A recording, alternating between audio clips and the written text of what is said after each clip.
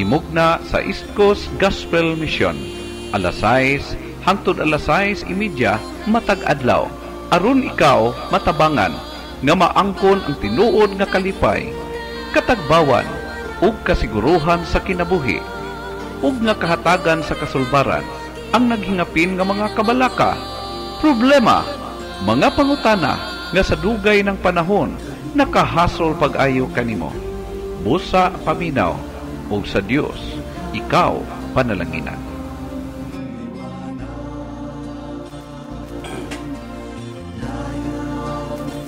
Maayong adlaw sa tanan. Salamat sa Dios sa higayon o oportunidad nga gitugot niya kanato nga makapadayon kita sa atong bulaton. Niini karong higayon higala tugoti nga sa pipila ka mga minuto ako magapakiguban alang sa atong pagpamalandong karon.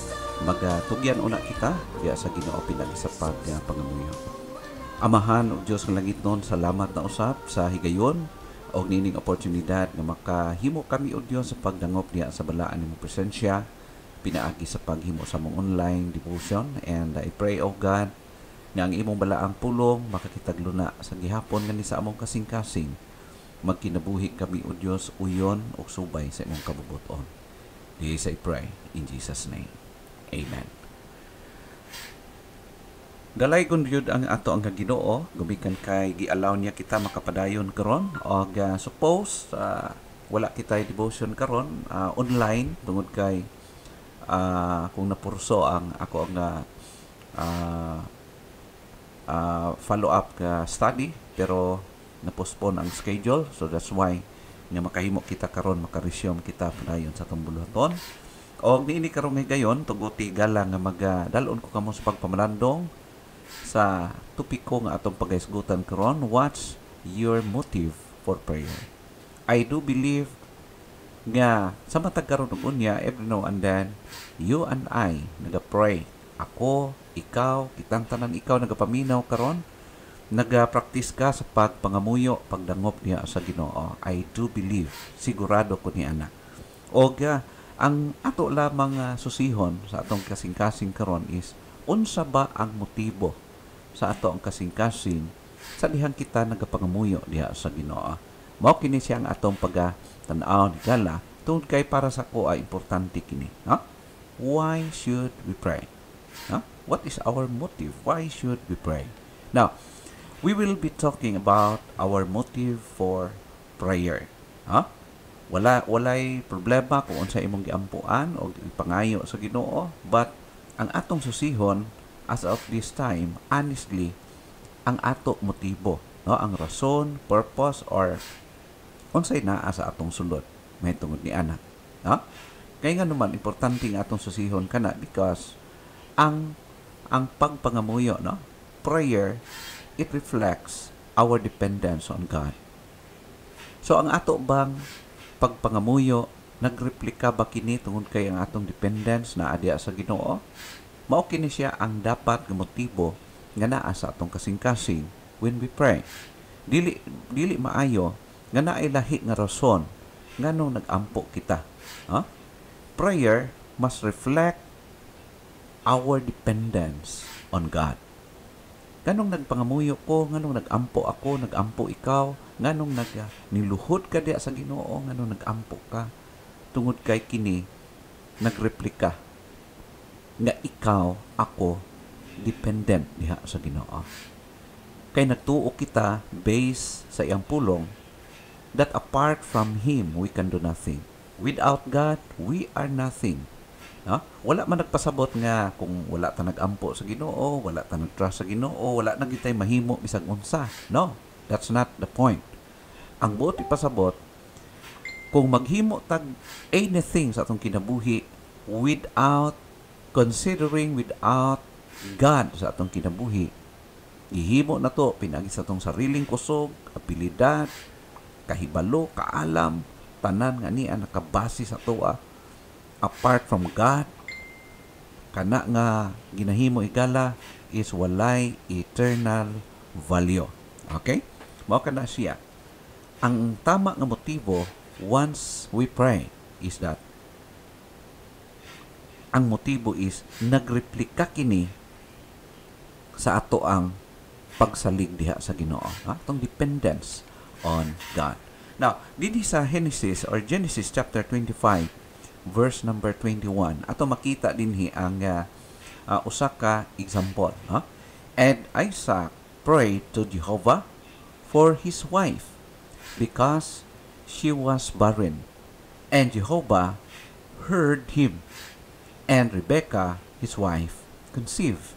Now, ato makita dinhi gala, I know, assuming na ikaw familiar, meaning a passage, nakabasa ka, nakadungog ka for how many times, meaning a portion, nakabalo kita nga na ay talagsaon nga naagian si Rebecca concerning kung maghisgot og anak bilang inahan, bilang asawa. Og ato makita nga ang Dios nagpadayag gid kaniya og usa ka talagsaon kaay nga butang tungod kay siya usa ka barin nga tigula, barin nga babae, og wala siya nakabatog anak. Pero ang Dios nagtubag sa pag-ampo, it's because si Isaac nga iyang husband og siya mismo nagpakita ng ilang dependence na alang gyud sa Ginoo. Nagsalig sila nga ang Dios able, capable, og depende sa iyang pagbulutan, pwede niya himuon kanang butang nga ginahandom sa nila as magtiayon nga magkaroon og anak. No? So ato makita nga ang Dios wala nagakatulog. Ang Dios unlimited ang iyang power. Dili siya control sa human limitation o gipakita sa Dios nga ang pag-ampo, ang hangyo ni Isaac o ni Rebecca tungod kay nagreplika kato sa ilang dependence sa Ginoo. Nganong makaingon makita nga ang napakipakita nila ni dependence sa Ginoo? It's because asa pa man sila magsalig sa ilang sarili nga si Rebecca barren man siya. No? Barren si Rebecca. So wala gyoy kanang ginatawag nato nga sa part sa kinabuhi ni Rebecca nga makasalig siya sa iyang sarili. So ang tanan gyud iyang gisalig diha sa Ginoo. And ang ilang request by the will of God gitugot sa Ginoo. That's the point. Ato makita. No?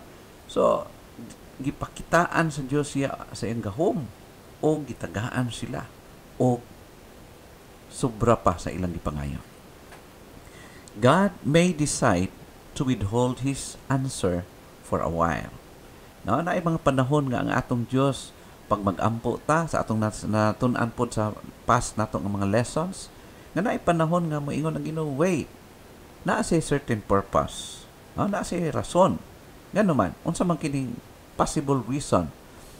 Number one is to deepen our insight into what we really need.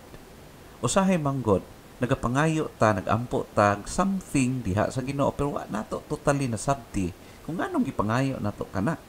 Wala nato totally na hibaluan nganong ato man ang gipangayo o for what? Unsa ang purpose, unsa ang rason nganong nangayo kita dinha. No? So that's why ang Ginoo maingon sa siya, oy hulat.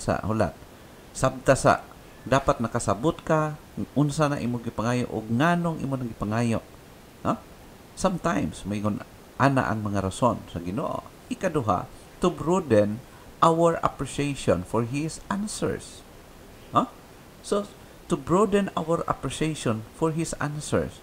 Sometimes, manggod higala, gi-allow sa Ginoo ang wait nga answer.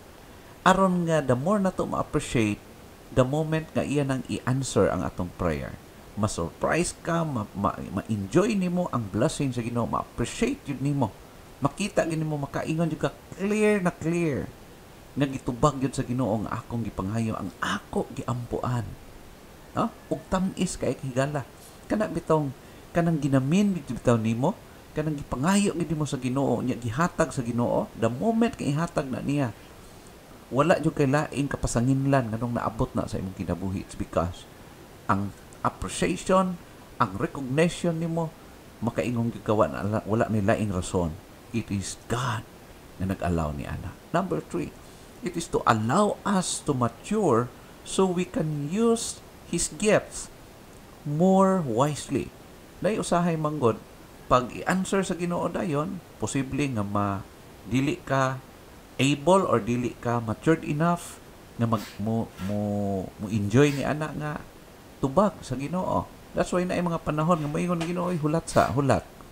Kay unya nako ni hatag si moha pag you are already matured enough to enjoy the blessing. Okay, tagaan tag example higala. Halimbawa ang imong anak nga 8 anyos pa lang mangayo sa imuha o motor. Nya kaya ka ini mo paliton ang motor, no? Karon kabalo ka nga imong anak 8 anyos pa, wala pa di pa siya pwede mo lukat og lisensya. Pwede man siya makabalo pero di pag siya allowed nga magpadagan diya sa kalsada, di pa siya allowed nga dili pa gyud tama. Dili pa hinog ang panahon nga magkaroon siya sarili nga motor or salakyan ba kaya. So that's why ikaw nga parent, ikaw man ang mas nakabaloon sa what is right and what is wrong. So di pa gina nimo ihatag diha do nga kaya na nimo na ihatag. It's because gitanaw pod nimo ang welfare sa imong tagaan nga imong anak. Basi mo pahamak lang siya, madisgas siya, mapriso pa hinuon siya. Di ba? So ingon anak pud ta tubangan sa Ginoo. There are times nga ang atong nagampo ta for how many years, how many months, days, o pag-answer sa Ginoo, ready ka na, kabalo ka na, paano na siya i-enjoy. It's because naga-mature ka na. Ha? Na ikaduha nga rason higala or ikaduha nga motive, right motive. Because prayer is far better than complaining to each other. Ang pag-ampo higala, mas maayo kay magsigig reklamo, magsigig bagulbol, magsigig og ginatawag nato nga maski complain. Instead, itugyan diya sa Ginoo ang tanan. No?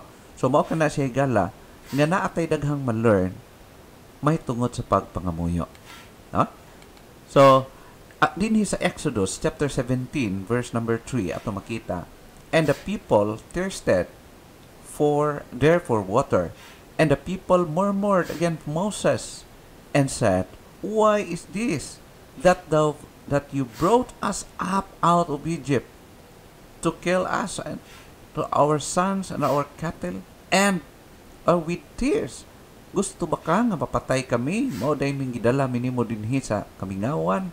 Kay gusto nimo nga mamatay mi, dili mi mamatay sa unsa man nga pamaagi kundi mamatay mi sa kauhaw. Mao ba ni imong plano, Moses?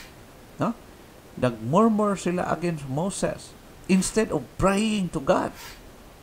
Ato makita higala ato masabtan pod ngano si Moses dinhi na high blood, no? Na lose temper si Moses tungod kay sayo ng kakadaghan sa mga tao nga murmur, reklamo mahitungod sa tubig. Unya isa ra si Moses nga ilang ginareklamuhan. And instead, mag-pray unta kini mga tawhana. No? So taas man nga story, pero ato makita nga wala nakatabang ang ilang pagmurmur against kang Moses. Instead, dapat nagaampo unta sila sa Ginoo aron nga i-provide sa Ginoo ang ilang panginahanglang tubig dito taliwala sa kamingawan. Huh? So, mao kana siya ito makita igala. Though, of course, gi-answer man sa Ginoo, tungod pod si Moses nag-ampo sa Ginoo, pero naay daghang pa nga paghitabo ni ini, no? Dili na mo atong focus. Pero, instead of murmuring, ang lesson din ha is, instead magsitag murmur, sitag complain, why not nga mag-ampo? Why not nga mutugyan diya sa Ginoo? Sa atong mga desire, sa atong mga kinanglanon o sa dapat natong himuon. Why not nga magtugyan sa Ginoo instead of murmurings against other, no? Sa bawat isa sa ato magsige tag reklamuhay, sige daghan mga utang, no? Nga nagakahitabo sa atong palibot. Now, ang mga kamatuoran nga atong makonsider niining atong nabasa is that, number 1, we should make a determined effort to pray when we feel like complaining, because complaining only raises our level of stress. Instead nga i-debate na to na ato nang isigig lalis, ato na lang itugyan sa Ginoo, i-pray na lang nato na, no? I-pray na to kay nga atong Dios is kabalo siya unsa ang best para kanato ikala, no? Naaman tay right nga mag-complain, na tay right nga makiglalis, na tay right nga mo magmurmur kay murmurer man gitang mga tao, pero mas the best nga instead of complaining, why not to pray? I-commit na sa Ginoo kanang mga butanga. Ikaduha, prayer quiets our thoughts and emotions and prepares us to listen. Pag makaampo bitaw tama, mahinuklugan na to ba, no? Matauhan ta ba? Pag maka-pray ta, Lord, giyahi ko sa dapat himuon o tabangi ko nga di magkamali sa mga plano, decision makings, aron nga di ko makahimog sala tubangan nimo Ginoo. So once nga mag-pray ka higala, i-guide ka sa Ginoo, i-open sa Ginoo imong mind o mahimo nimo ang best instead commit ka og mga mistakes sa imong kinabuhi, ha? Ikatulo, prayer can restore relationship with our God. Dili man nato malikayan, dili nato ika-deny, no? Kay wala may perfect na tao niining kalibutan. Only Jesus ang perfect. So both ingnon nga sa atong pakigrelasyon diya sa Ginoo, there are times nga gina-neglect nato, gi-abandon nato atong atong fellowship with God, dili maayo atong pakigrelasyon diya sa Ginoo, pakighalubilo sa Ginoo, pakig-fellowship sa Ginoo, di man mawala atong relasyon pero mapiktuhan ang atong pakitungo sa Ginoo. Now, ang pag-ampo maka-restore sa atong mga nangadaot, mga sira nga mga pakig-fellowship sa Ginoo. Atong pakigrelasyon sa Ginoo maapektuhan, no? Mamansahan. So kumbaga, no? Just like sa kinabuhi ni Samson dinhi sa Judges chapter 16 verse 28. And Samson called to Jehovah and said, O Lord Jehovah, remember me, I pray you, and strengthen me, I pray you, only this once, O God, so that I may be at once avenged of the Philistines for my two eyes. Now, unsa man ang story din higala nga si Samson, Diyos sa iyang matawag nato nga hard-headedness or stubbornness or disobedience, maybe ang iyang ginahimo, dili gid siya nagasunod kaayo sa kamubuton sa Ginoo. Do nga gitagaan siya special favor sa Ginoo, gitagaan siya kusog, exceptional nga strength. Pero ato makita nga medyo hard-headed siya. Ang gidili sa Ginoo, iyang gibuhat, o ang gusto sa Dios nga iyang timan-an, iyang bantayan, iyang ginalampas. Now, to make the long story short, i-allow sa Ginoo nga nadakpan siya sa kalaban o gitugyan siya sa Ginoo sa iyang mga kalaban to the point nga gibutaan siya, i-execute siya, nabutaan siya hangtod nga niabot ang point nga i-execute siya sa kamatayon. Pero ato makita dinhi, do nga giabandon siya sa Ginoo for a moment, pero ato makita the moment nga siya nag-ampo sa Ginoo, no? Kaning word diningon siya, remember me. Bot pasabot, nakasabot si Samson nga siya nagpalayo sa Ginoo og ang Ginoo pod giabandon sa iyaha. So therefore nag-ampo siya, Lord, bisag kaisa lang yun, tagay ko last chance, gusto ko mamatay uban niining mga kalaban nimo, niining mga Pilistihanon, maka balos man lang para sa akong duha ka mata nga ilang gilugit, no? So ang nahitabo, one time gihatag sa Ginoo, gigrant sa Ginoo ang iyahang request. So kung imong tan-awon higala nga ang pag-ampo naga-restore siya og pakigrelasyon niya sa Ginoo, sa atong relationship with God, no? So gi-allow sa Ginoo og makita nato how powerful and forgiving ang atong Ginoo. Forgiving siya. Ang mga kamatuoran nga atong dapat timan-an dinhi is that one of the effects of sin in our life is to keep us from feeling like praying. Ang kana bitaw dili maayo atong pagkinabuhi, murag ma-feel nato bang murag dili ta ganahan, di ta gusto magampo, no? Di ta napampuon. Pero timan-an nato, we need to pray. Gusto man nato or dili, ganahan man ta or dili. Sa ato ang personal nga pagkinabuhi, we need to maintain our prayer life. Number 2, no matter how long you have been away from God, He is ready to hear from you and restore you to a right relationship or fellowship. Okay? So, mao ka na siya gala.